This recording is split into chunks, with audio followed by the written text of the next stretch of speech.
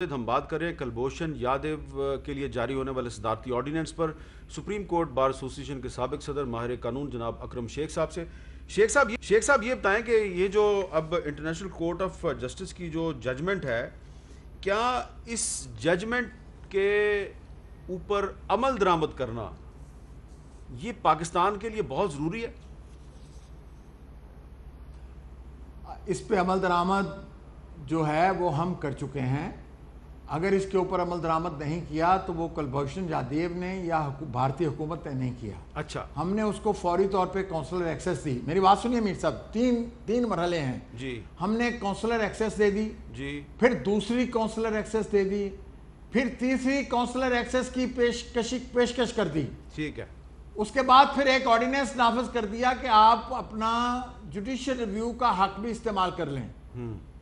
میری رائے میں تو وہ آرڈیننس نافذ نہ بھی ہوتا تو کوئی بھی حکومت پاکستان کسی بھی اپنے اسٹیٹ کونسل کو کہتی، دیکھیں ہر وہ شخص، پاکستان ایک بڑی باوقار ریاست ہے، اس کا ایک دستور ہے اور اس کا بانی Quaid Azam Muhammad Ali Jinnah one of the known jurist, global jurist, جس کا ہمیں باعث فخر ہے ان کی قیادت و سیادت پہ، اور اس ملک کے اندر اس کے نظام میں، اس کے دستور میں یہ حق حاصل ہے کہ اگر کوئی شخص، بے شک وہ پاکستان کا دشمن بھی ہو، پاکستان کی حدود کے اندر ہو، for the time being article 4 of the constitution, تو ریاست پاکستان کا ہر ادارہ اس کے ساتھ بھی اس کو پروٹیکشن آف لاز دے گا۔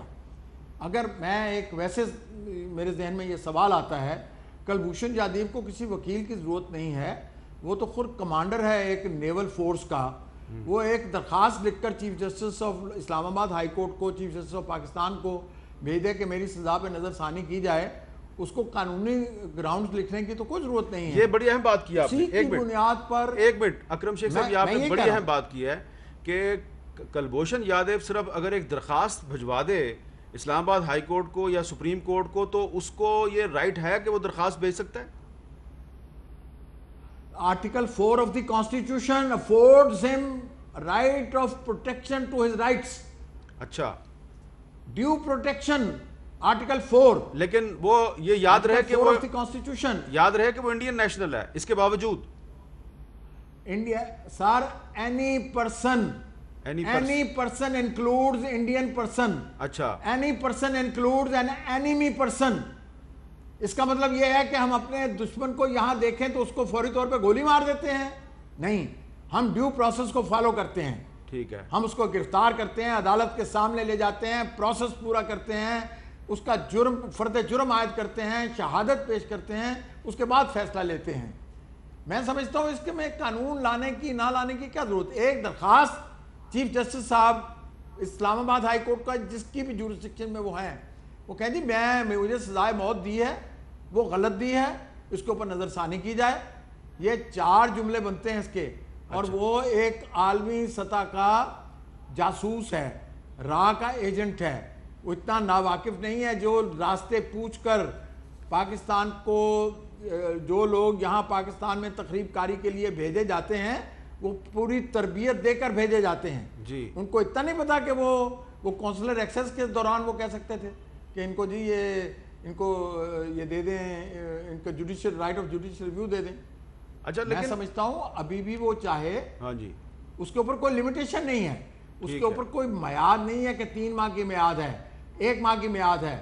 اس کی ایکسیکیوشن سے پہلے جس وقت وہ درخواست دے دے، وہ درخواست اسی وقت سپریم کورٹ اور ہائی کورٹ، اگر وہ اس کے پیرامیٹرز میں پوری اترتی ہوگی آرٹیکل 4 کے، تو وہ اس کا نوٹس لیں گے، اس کو ایگزامن کریں گے وہ، اور ایگزامن کرنا ہمارے ملک کے وقار کو اونچا کرے گا۔ اچھا، تو اس کا مطلب ہے حکومت کو گھٹنے ٹیکنے کی ضرورت نہیں ہے۔ نہیں، لیکن حکومت کو گھٹنے ٹیکنے کی ضرورت کیا ہے اس معاملے پہ؟ دیکھیں نا، سوال یہ ہے کہ ہم یہ کیوں کہہ رہے ہیں کہ حکومت گھٹنے ٹیک رہی ہے؟ حکومت نے صدارتی آرڈیننس جاری کیا تو کیا اس کا مطلب ہے کہ اس نے گھٹنے ٹیک دیے ہیں؟ دیکھیں، صدارتی آرڈیننس ایک ایسی بات جو نہ آئی سی جے نے کہی ہے، آئی سی جے کے سر پہ آپ بہتان لگا کے ایک آرڈیننس نافذ کر رہے ہیں۔ اس کا مطلب دیکھیں نا، ایک وقت تھا کہ آپ وہ لوگ جو ہندوستان کے ساتھ نارمل تعلقات قائم رکھنا چاہتے تھے، آپ ان کو کہتے تھے یہ غدار وطن ہیں۔ آپ مجھے یاد ہے میں ایک دفعہ 85 میں ایک بین الاقوامی کانفرنس میں پاکستان کے وکلاء کی قیادت کرنے کے لیے وہاں گیا انڈیا میں، اور میرے اوپر ایک پورا کمیشن کانسٹیٹیوٹ ہو گیا کہ آپ انڈین ایمبیسی کے قریب پائے گئے ہیں۔ وہاں کیا ہوا؟ وہاں یہ ہوا کہ وہاں میں نے کانفرنس کے دوران انڈیا کے چیف جسٹس نے پاکستان کے متعلق ایک جملہ کہا، میں نے اس کی پگڑی اتار کے اس کے ہاتھ میں رکھ دی۔ مجھے ہمایوں خان ہمارے ہائی کمشنر تھے، انہوں نے مجھے ریسیپشن دی، اور آپا نثار فاطمہ اللہ ان کے درجات بلند کرے، احسن اقبال صاحب کی والدہ ماجدہ، انہوں نے اس بات کو اسمبلی کے فلور کے اوپر اٹھایا۔ یہ جو میرے ساتھ ہونے والا واقعہ تھا، لیکن میں 1 سال انکوائری بھگتتا رہا کہ میں انڈین ایمبیسی میں کیوں گیا تھا۔ دیکھیں نا، ایک طرف تو یہ رویہ ہے، دوسری طرف یہ رویہ ہے کہ ہم آرڈیننس جاری کر رہے ہیں۔ میں صرف اس تضاد کی بات کر رہا ہوں۔ چلیں، بہت بہت شکریہ اکرم شیخ صاحب، بہت بہت شکریہ، آپ نے تضاد دہی کیا ہے۔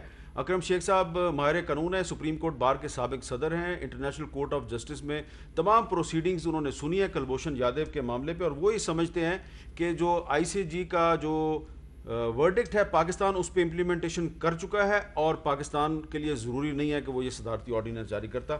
یہ اکرم شیخ صاحب کا موقف تھا۔ ہم نے اس سلسلے میں کوشش کی کہ فروغ نسیم صاحب سے بھی بات کریں، لیکن ان سے رابطہ نہیں ہوا۔ اگر وہ چاہیں تو اپنا موقف دے سکتے ہیں۔